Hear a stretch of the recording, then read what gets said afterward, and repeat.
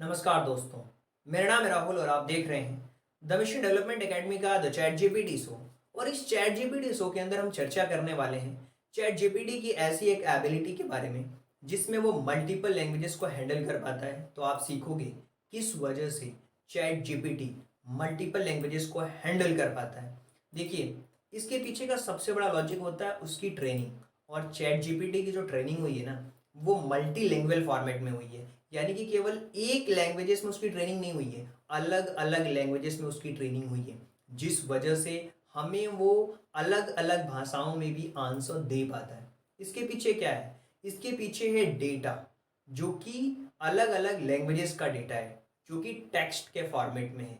Even कि इसको NLP based training दी गई है ताकि वो उसकी मीनिंग को भी समझ पाता है कि इस वर्ड्स का हिंदी में मीनिंग क्या होगा, मराठी में मीनिंग क्या होगा। यानी कि जिस भी लैंग्वेजेस में उसको ट्रेन किया गया है, जिसमें वो आंसर देता है, वो हर एक वर्ड्स के ट्रांसलेशंस को भी समझता है।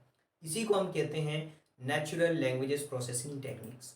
जिसकी वजह से क्या होता है, ये एक लैंग्वेज स्पेसिफिक मॉडल के रूप में कन्वर्ट हो चुका है। आपने देखा होगा बहुत सारे चैटबॉट्स आज मार्केट में हैं, लेकिन सारे के सारे चैटबॉट्स केवल डिफरेंट डिफरेंट लैंग्वेजेस में हो सकते हैं, लेकिन मल्टी लैंग्वेज ट्रेनिंग उनको नहीं दी जाती है। उनको एक स्पेसिफिक एरिया के बारे में ट्रेनिंग दी जाती है, जिसके बेसिस पे वो कस्टमर सर्विसेज को इम्प्रूव करते हैं। बस केवल वो इतना ही कर पाते हैं। लेकिन ये जो चैट जीपीटी है, वो लैंग्वेज स्पेसिफिक मॉडल पे काम करता है, जिसकी वजह से क्या होता है, अलग अलग लैंग्वेजेस को भी हैंडल कर पाता है। इवन क्या होगा, अगर आप कोई क्वेश्चन उससे पूछोगे और फिर क्वेश्चन को पूछने के बाद उसका आंसर अगर इंग्लिश में आ गया और आपने बोल दिया ट्रांसलेट इट, तो वो समझ जाएगा कि इसको ट्रांसलेट करना है, ट्रांसलेट इनटू हिंदी लैंग्वेजेस, तो उसको हिंदी में भी ट्रांसलेट कर लेगा।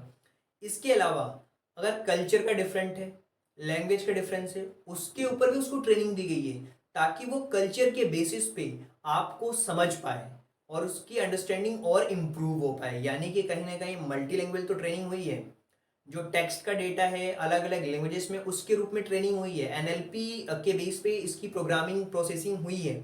इसके अलावा लैंग्वेज स्पेसिफिक मॉडल में भी ट्रेन किया गया है। इवन कल्चर और जो लिंग्विस्टिक डिफरेंसेस हैं उनको भी इसके अंदर ट्रेनिंग दी गई है। और इसमें सबसे बड़ी बात क्या है ना, क्वालिटी और क्वांटिटी बहुत ज़्यादा है ट्रेनिंग डेटा का, जिसकी वजह से ये अपने रिजल्ट्स को और इफेक्टिव बना पाता है। और इसकी वजह से होता है क्या है, जो इसका कम्युनिकेशन है ना, वो यूजर्स के साथ में different different languages, different different culture की वजह से और इफेक्टिव होता जाता है। क्यों? क्योंकि उसी कल्चर के बेसिस पे उसको आंसर देता है, मल्टी लैंग्वेज आंसर दे पाता है। तो जो यूज़र है वो अपने आप को फ्रेंडली महसूस कर पाता है, जिसकी वजह से ये अलग अलग लैंग्वेजेस को भी हैंडल कर पाता है और यूज़र इसे पसंद भी करते हैं।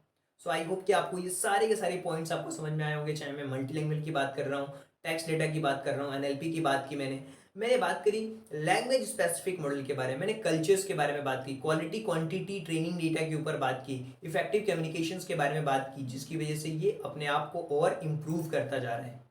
और न सिर्फ इम्प्रूव करता जा रहा है, बल्कि चैट जीपीटी की मदद से जो छोटे छोटे चैटबॉट्स जो बनते हैं उनमें लैंग्वेजेस को इनेबल कर दिया जाता है। इससे होता क्या है कि जो सपोर्ट एंड सर्विसेज हैं वो इम्प्रूव होती जाती है। बहुत बार ऐसा होता है कि आप अगर इंडिया के अंदर साउथ के अंदर चले जाओ तो लोग हिंदी उतना नहीं समझ पाते हैं, तो वहाँ पे क्या कर दिया गया, ट्रांसलेशन की फैसिलिटी, इंग्लिश को समझ पाते हैं। और जो नॉर्थ इंडिया के लोग हैं वो हिंदी समझते हैं, इंग्लिश में थोड़ी वो अपने आप को अच्छा फील नहीं कर पाते, कंफर्ट नहीं हो पाते, तो वहाँ पे ट्रांसलेशन की सुविधा है। तो आपने देखा होगा कि अलग अलग जो भी कंपनीज हैं जो चैटबॉट्स बना रही हैं, जो कस्टमर सर्विसेज को प्रोवाइड करा रही हैं, वो कहीं ना कहीं मल्टीपल लैंग्वेजेस पे काम कर रही हैं। और आई होप ये सारी की सारी बातें आप सभी लोगों को बहुत अच्छी तरीके से समझ आ रही होगी कि किस वजह से जो चैट जीपीटी है वो मल्टीपल लैंग्वेजेस को इनेबल कर पा रहा है, सपोर्ट कर पा रहा है। ये सारे रीजन्स हैं। सो आई होप कि सारी बातें आप सभी लोगों को बहुत अच्छी तरीके से समझ आई होगी।